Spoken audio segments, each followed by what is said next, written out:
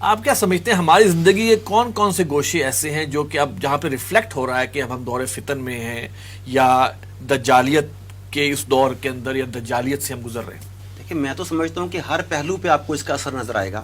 ہم سٹارٹ بالکل بچوں سے کر لیں. بچوں کو جو کچھ دکھایا جا رہا ہے بتایا جا رہا ہے وہ دجل اور فریب نہیں تو اور کیا ہے. آپ گھر سے گاڑی پر نکلتے ہیں بڑے بڑے سائن بورڈز لگے ہوتے ہیں, کیا وہ دجل نہیں ہے؟ مطلب فاسٹ فوڈ لکھا ہوتا ہے کہ یہ صحت دیتی ہے, لکھا ہوتا ہے کہ کوک بہادر بناتی ہے, لکھا ہوتا ہے کہ یہ کریم رنگ گورا کرتی ہے. کیا یہ سب اسی کا حصہ نہیں ہے؟ اس کے بعد آپ کے ایمان اور نظریات کی آپ بات کر لیں. جس طریقے سے آپ کو مساجد سے دور کر دیا گیا, جس طرح سے آپ کی مساجد کے کہتے ہیں ایس او پیز, وہ کون بنا رہا ہے اس وقت؟ WHO. WHO is owned by run by big brothers. Big brothers کون ہیں؟ وہ فری میسنری تنظیم کے 7 بڑے جو ہیں وہ بنا رہے ہیں. اب انہوں نے کیا کیا, انہوں نے آپ کے 1500 سال کے متفقہ عقائد کو ایک ہی ضرب میں پاش پاش کر دیا. کیا ہوا؟ میں سنتا تھا, آپ سنتے تھے, 1500 سال کا متفقہ عقیدہ ہے آب زمزم میں شفا ہے. 1500 سال کا متفقہ عقیدہ ہے حرم میں دعائیں قبول ہوتی ہیں. 1500 سال کا متفقہ عقیدہ ہے کہ کوئی بھی مسلک ہو کہ کندھے ملا کے صف کیسے بنائی جاتی ہے. ہر چیز متفقہ عقائد ہیں. یا مسجد ایمان کا مرکز ہے. مسجد ایمان کا مرکز ہے. اب یہ بتائیے کہ کیا انہوں نے اس کے اوپر 1500 سال کے عقیدے کے اوپر ایک ٹرم پلینڈیمک, جسے لوگ پینڈیمک کہتے ہیں, میں اسے پلینڈیمک کے نام سے سپیل کرتا ہوں, اس پلینڈیمک کے ذریعے انہوں نے 1500 سال کے عقائد کو پاش پاش کر دیا. جو آدمی آج بھی یہ سمجھتا ہے کہ وہاں پہ آب زمزم پینے سے شفا نہیں ہوگی, 1500 سال کا عقیدہ اس نے توڑ دیا. جس نے کہا کہ حرم میں جا کے دعائیں قبول نہیں ہوں گی, جس نے کہا کہ مسجد میں یوں نہیں ہوگا, یہ تمام عقائد انہوں نے باطل کر دیے کہ نہیں کر دیے. انہوں نے آپ کے نظریات پر کیسے قابو پایا؟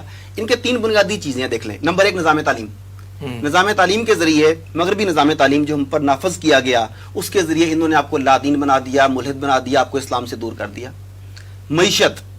معیشت کا نظام انہوں نے آپ کو سود میں اور قرضوں میں یوں جکڑ دیا کہ خلافت عثمانیہ کے ٹوٹنے کی بڑی وجوہات میں سے ایک اس کا قرضوں میں جکڑا جانا تھا. تو آج دنیا کا کون سا ملک ہے جو قرضوں میں نہیں جکڑا گیا؟ آپ یہ دیکھ لیں. تیسری بڑی ذہن سازی کے لیے سب سے بڑا ٹول جو ہے ان کے پاس وہ ہے میڈیا. اب آپ جب دجال کی بات کرتے ہیں نا تو لوگ مذاق اڑاتے ہیں, ایسے ہی ہو رہا ہے نا.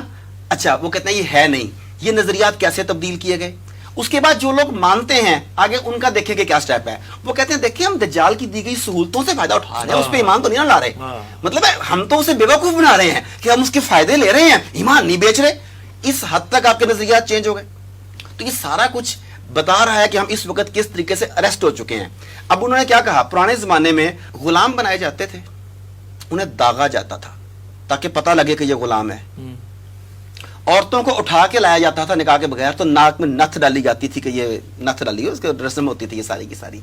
اس وقت دور جدید کا سمبولک سلیوری کا جو سمبل ہے وہ ہے ماسک. مجھے کوئی ڈاکٹر کوئی تحقیق بتا دیں کہ یہ ماسک کرونا وائرسز جو بتاتے ہیں اس کے مطابق روکنے کے لیے یہ ایلیجیبل ہے کہ نہیں, کیپیبل ہے کہ نہیں اس کا. یہ سب کہتے ہیں کہ یہ نہیں روک سکتا, نہ دوسروں تک پہنچانے سے روک سکتا ہے نہ وہ کر سکتا ہے. مگر اس پلینڈیمک کے نتیجے میں انہوں نے کہا کہ سب سے پہلے آپ کو ذہنی طور پر کہ تسلیم کرنا ہے کہ آقا کی بات صحیح ہے یا غلط ہے, آپ نے ماننی ہے. آپ نے مان لی. جتنے میڈیا چینلز ہیں پاکستان کے بھی 90%, کیا ان میں کہیں نہ کہیں سمبولک آئی آپ کو نظر آتی ہے کہ نہیں آتی؟ بڑی بڑی عمارات میں آپ کو سمبولک آئی کا منظر نظر آتا ہے کہ نہیں آتا؟ تو یہ ایون کارٹونز میں آپ کو دکھایا جا رہا ہے, ویڈیو گیمز میں آپ کو سمبولک آئی دکھائی جا رہی ہے, ڈیولز آئی ہے. تو یہ سب آپ کو ذہنی طور پر تیار کر رہے ہیں کہ کسی بھی وقت ایک آدمی آئے گا اور وہ یہ نہیں کہے گا کہ میں دجال ہوں, وہ خود کو مسیحا کہہ کے پیش کرے گا. اس کی ایک ایگزامپل بل گیٹس کو لے لیں. بل گیٹس کو پورٹریٹ کیا جاتا ہے ہمارے ممالک میں یہ مسیحا ہے, یہ مختلف بیماریوں کے لیے ہمیں مدد فراہم کرتا ہے, فلانا کرتا ہے. مگر دوسری طرف جتنے بھی زیادہ اسٹیبلش کنٹریز ہیں وہاں پہ اس کے خلاف جنگی جرائم کا مقدمہ چلانے کی مہم زور پکڑ رہی ہے کہ بل اینڈ میلنڈا گیٹس فاؤنڈیشن یہ جنگی جرائم کے مرتکب ہیں. انہوں نے تنزانیہ میں بندے مارے, افریقہ میں بندے مارے, انڈیا میں 10,000 بچہ پولیو ویکسین کے بعد مارا گیا, یہ رپورٹ سامنے ہے. لیکن ہم جکڑے جا چکے ہیں. ہم وہ دیکھتے ہیں جو میڈیا دکھاتا ہے, ہم وہ سنتے ہیں جو میڈیا سناتا ہے. اور آپ نے آغاز میں کہا کہ ممبر و محراب نے اسے بند کر دیا. تو جب ہمارے پاس ایک ہی چیز رہ گی سننے کی, تو ایڈورٹائزمنٹ کا آرٹ ہے کہ جھوٹ اتنے تواتر سے بولو کہ وہ سچ لگنے لگے. یہ ہوا ہمارے ساتھ.